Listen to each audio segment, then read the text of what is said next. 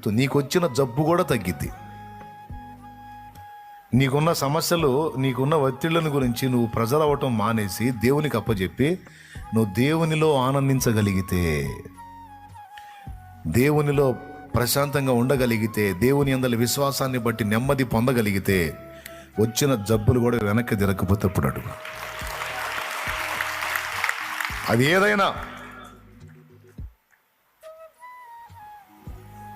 అదేదైనా, అది క్యాన్సర్ అయినా సరే,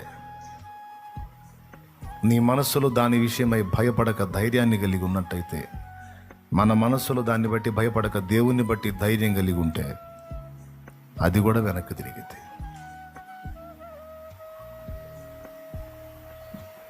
కానీ ఎంతమంది ఈ మాటల్ని సీరియస్గా తీసుకొని సాధన చేస్తారు? తీసుకుంటే ధన్యులు, తీసుకోపోతే పేషెంట్లు. నేనే